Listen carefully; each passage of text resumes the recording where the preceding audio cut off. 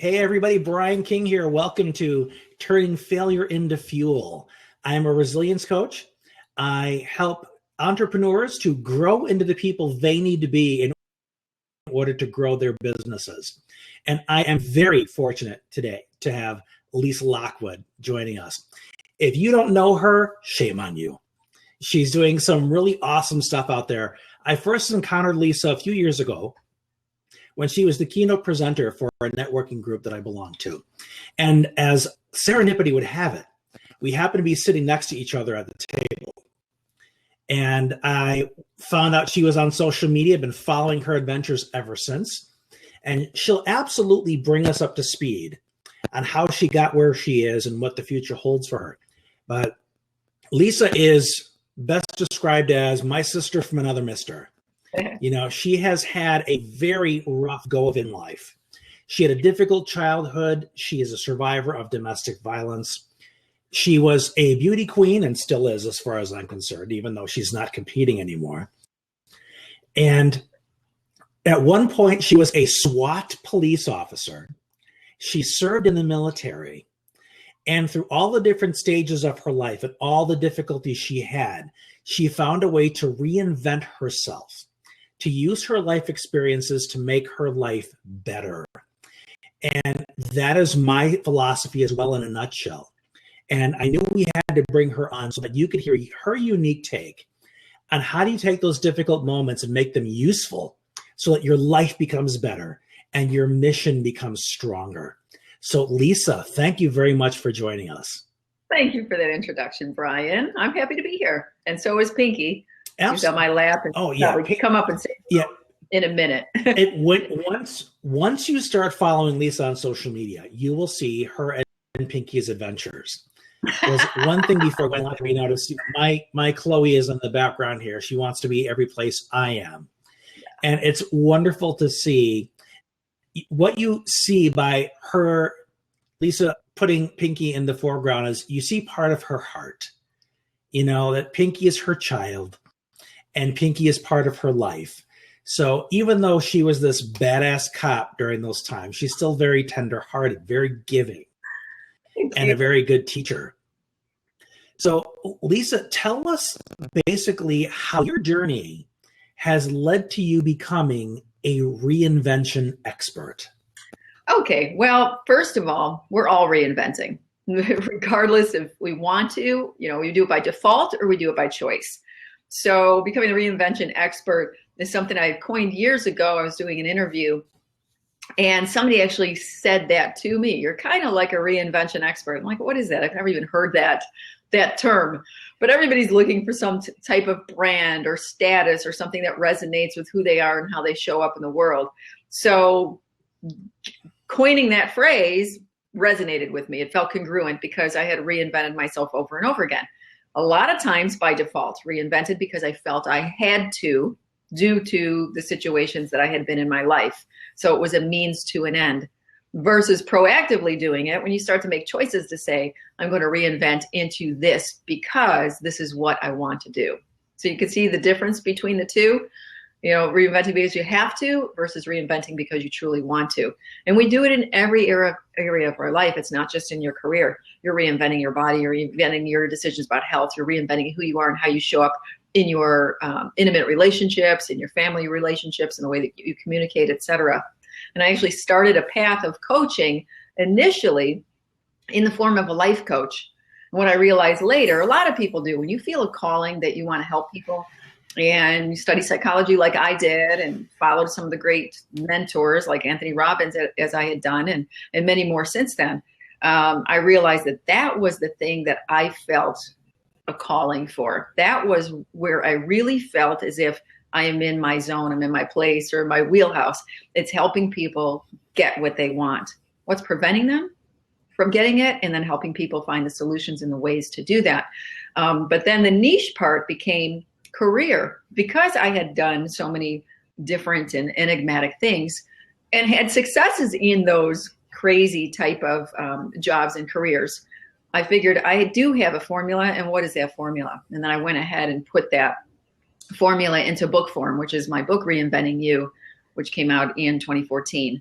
how to basically to get the strategies that you need to have the career of your dreams, how to launch your dream career, so to speak. Outstanding.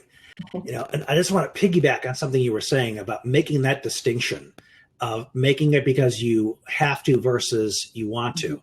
There's the old saying out there that necessity is the mother of invention.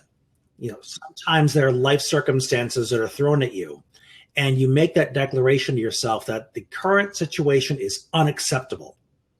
So I have to become the person that can transcend this and turn it into something that I want.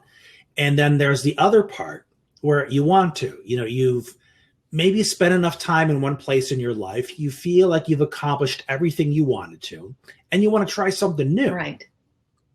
And in your case, you've made some tremendous shifts, almost like you did something completely brand new that isn't necessarily a natural step from what you were doing. Is that fair to say? Brian? Absolutely. Because the $2 story is this. I grew up on welfare on the south side of Chicago. I had a father who believed in beating his kids every weekend. And my mom was a teenage mom. They were both high school dropouts. They were doing the best with the resources they had. I'm one of 7 kids. 3 of my sisters were teenage moms, and 5 of my siblings were high school dropouts. So that's my swimming pool. That was my aquarium growing up. And oftentimes people will ask, so why are you so different? You've got all of these siblings. You're in the same little melting pot. What made you so different? And I always go back to the one thing, and it was education. I was an introvert child who loved to read.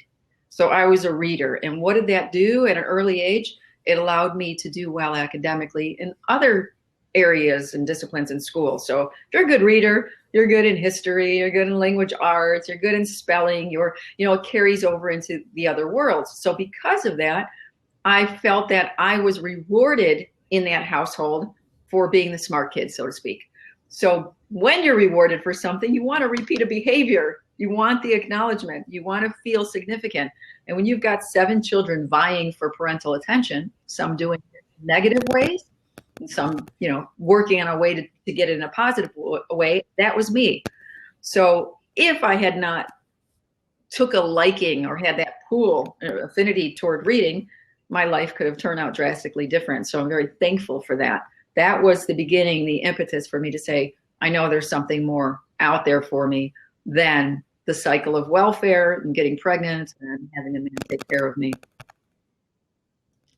That is such an important lesson you just pointed out.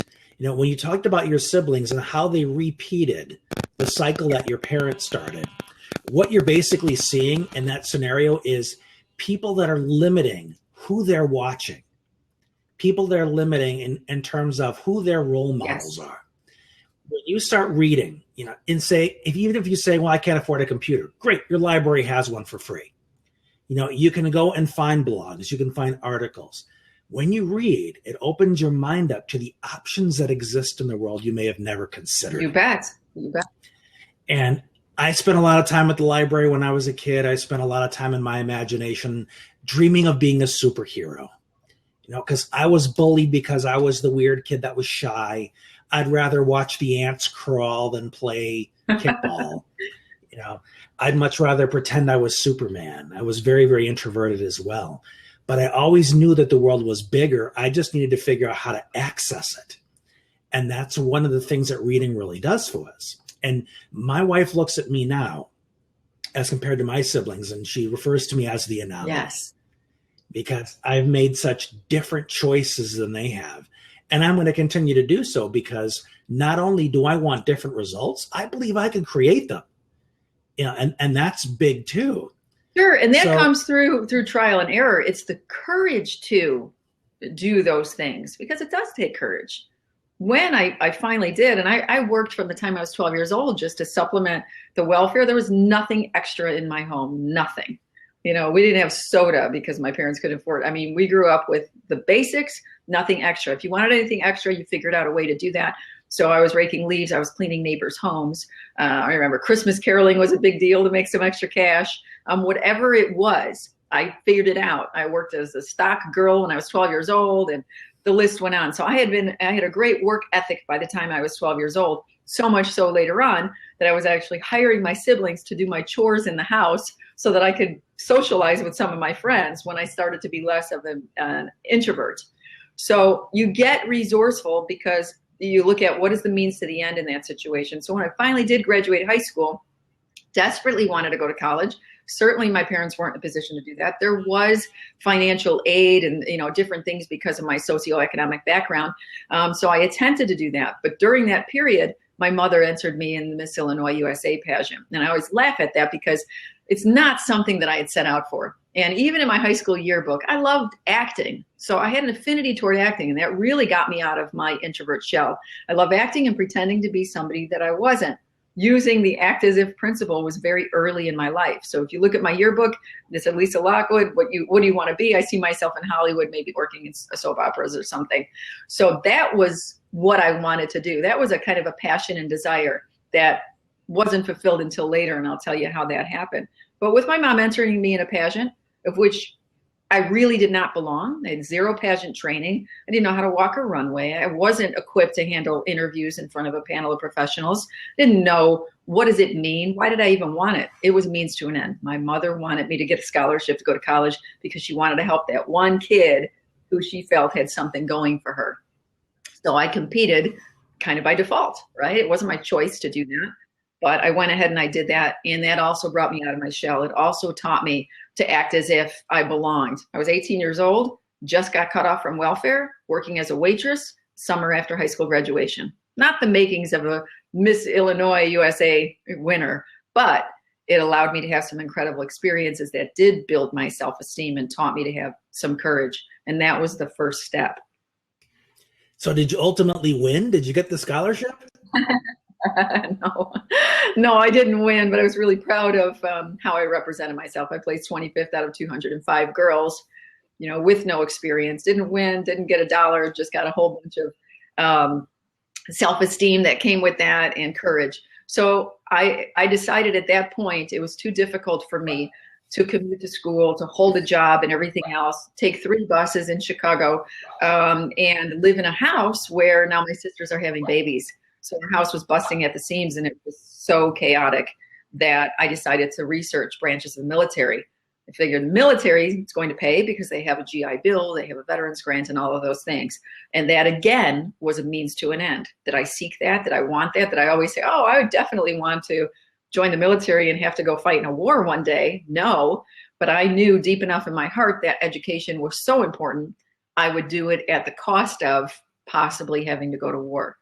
So I signed up. I enlisted in the United States Air Force and did 4 years. And, that's a lot of those experiences are in my book. I won't get into all of those now, but they were great, great learnings. And again, it was another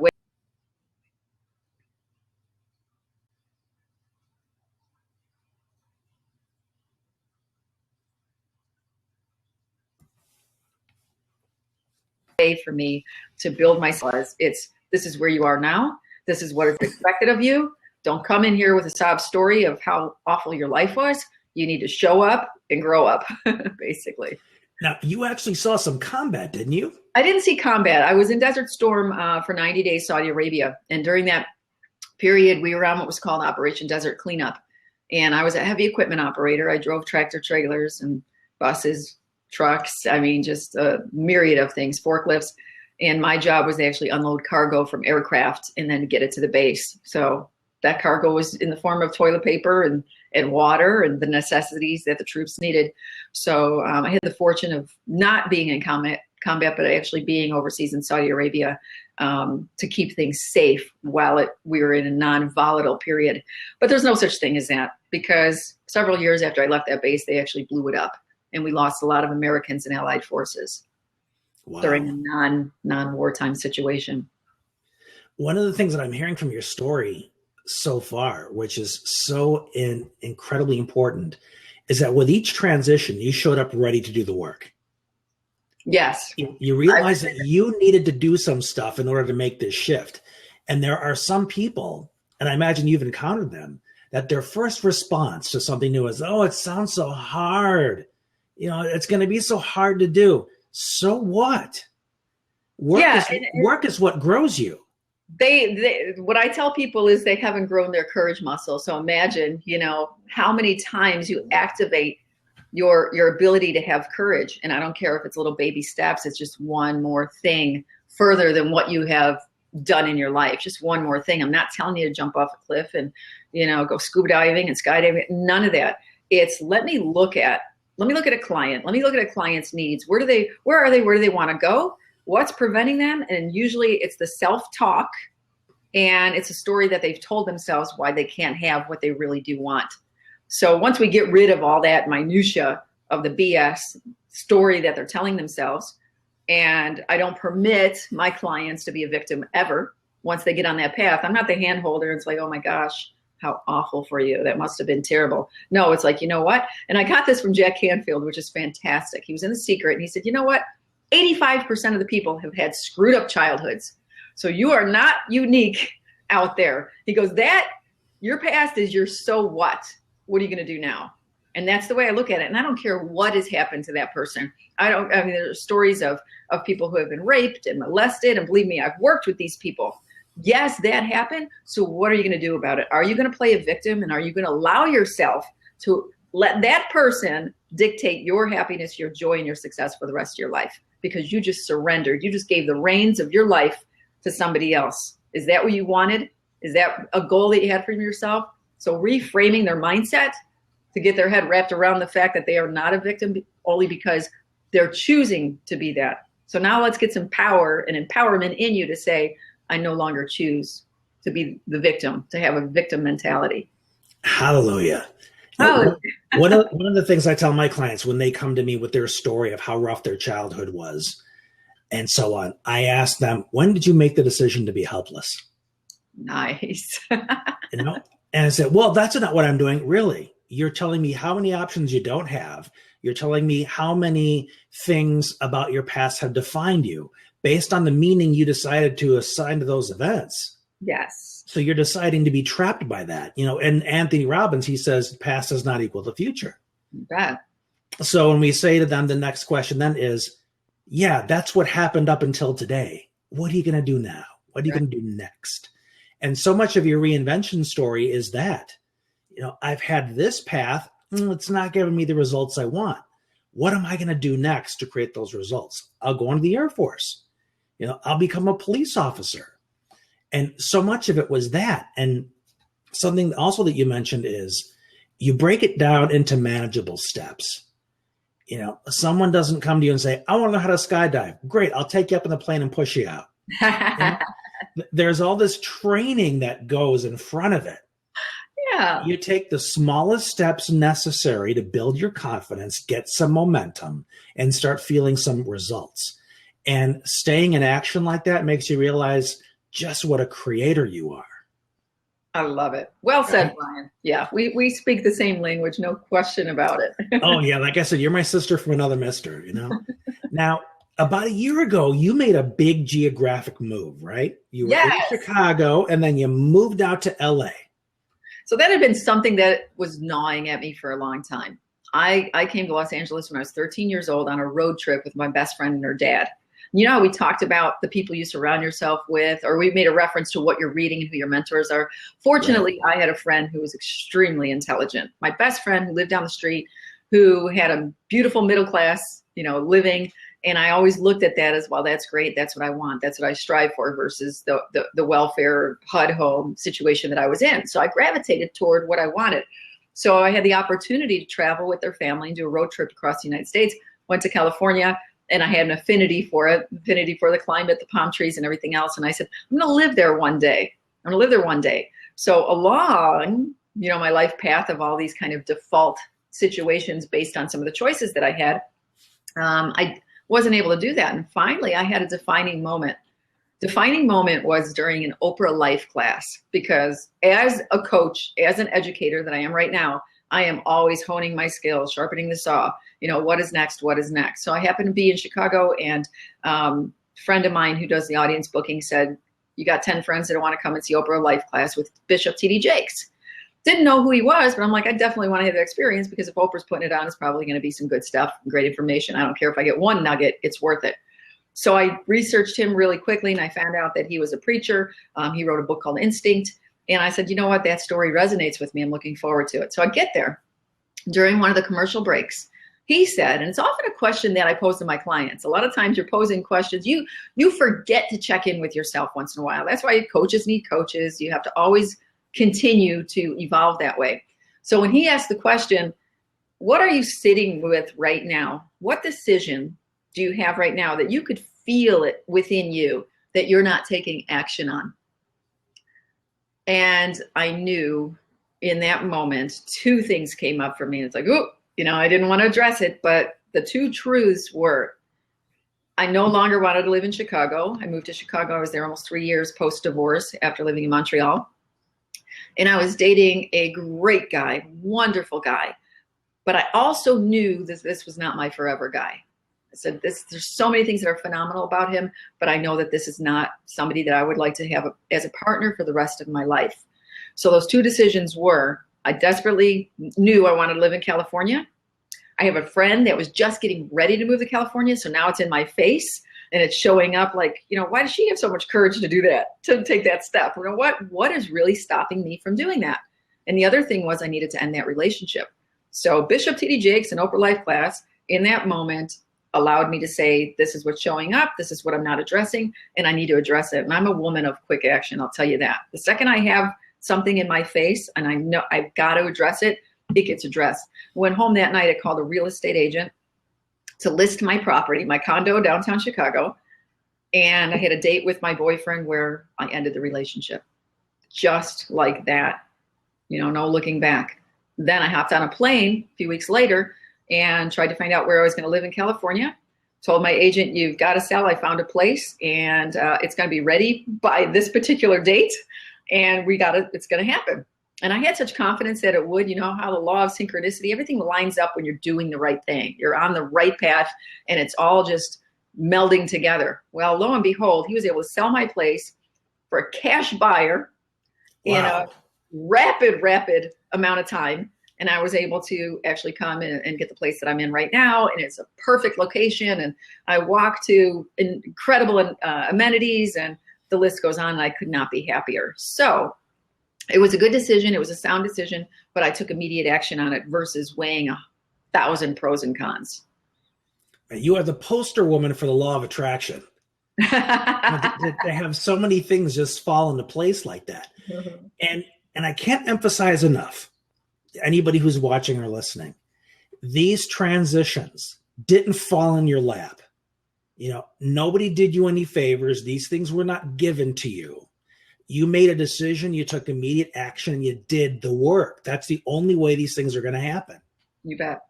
And it certainly takes courage, no question about it. Me, a woman who's done some incredibly courageous things in her life, over and over and over again, I still am confronted with what's the next thing, Lisa, and what is preventing you from taking the next step into that world. So I've got to check in with myself. And if I'm not feeling congruent, that gnawing is going to be there. It's going to pop up. You can only repress it for so long, and then you need to take action on it. So certainly something that I recommend. And like you said earlier, Brian, it is baby steps for some people who are making a grand shift. But I feel like I'm beyond that just because of my evolution, that I've had so many references for doing the baby steps and doing it. Now I get to a part where I can jump out of the airplane. I feel pulled toward that sense of adventure. And I consider myself an adventurous person. So now it's like, yeah, that's going to happen. I'm going to do it now. And first time I jumped out of an airplane, to give you that example, the whole entire time I said, I can't wait to jump out. I can't wait to jump out. It's that self-talk of, saying this has to happen. Let me be first, please. I want to be the first one out, for the first experience.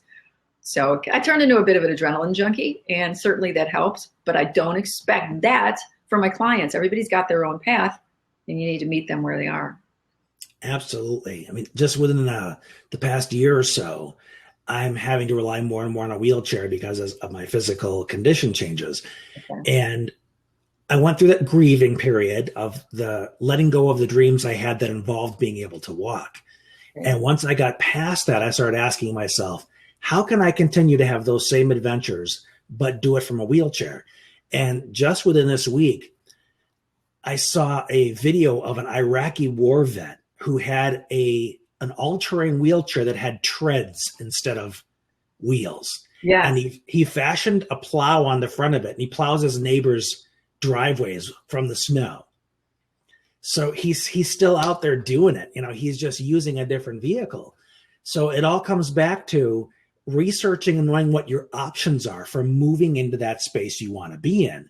Right. Thinking that just because something about your life has changed doesn't mean that your dreams are now off limits to you. You just need to be resourceful and find another way. So it's out there. You asked the resourceful question. How can I still be able to do the things and have those experiences based on a condition right now that I don't have control over? It's a physical condition I cannot control, but what I can control is finding ways. And the law of attraction now is going to bring you those videos and bring you that. And what popped in my mind, I just saw a video of a woman who went horseback riding, with her paraplegic, and the horse had learned how to get down on the ground. She was able to swing herself and swing her legs in a way that she's able to do what she loves, which is horseback riding. So yeah, there are certainly those tremendous things. But as you continue to ask yourself those questions in a resourceful way, law of attraction is going to have them sent to you on the fastest shuttle ever. Yeah. And the resourceful question is, what's the solution? How can I continue to do it? As opposed to, how do I resign myself to a situation that I find unacceptable? That is not a resourceful question. You bet. It's all about moving forward. That language is so wonderful. And I know you do that with your clients as well. It's how do you re-language it in a way that actually makes you feel so good?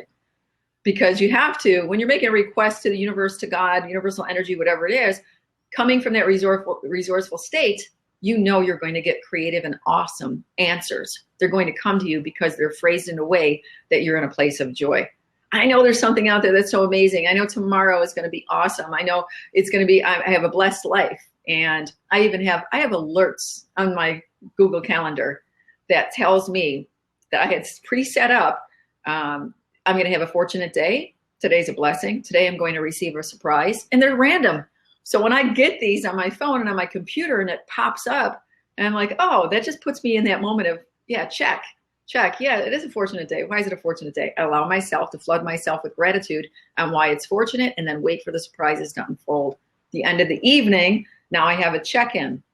And a check-in is a beautiful poem that I've narrated. I spoke over a gorgeous piece of music called The Best Day of My Life. And I've posted it on my social media to talk about why I just had the best day of my life and how anxiously I anticipate tomorrow, because tomorrow will be the best day of my life. So as long as you're looking for how it's so great, how you're looking for, I have the ability to see and to talk to you. I have the ability to afford a computer where I can communicate and get my message out to other people that's going to help them get out of pain a little bit faster if they heed some of the advice, if they, just get a small piece or a chunk of the message that we talk about today. How awesome is it that Brian asked me to be on his show? How fabulous is that? How awesome is it that you accepted? So that's the oyster here. My paradigm for my life is that it's a treasure hunt. Nice. With the pain that I have, with the difficulty, with the fatigue, I know that I have to go through the blood, sweat, and the tears. You have to dig in a gold mine and get dirty. You have to risk skinning your knees to get across the desert to where the gold mine is.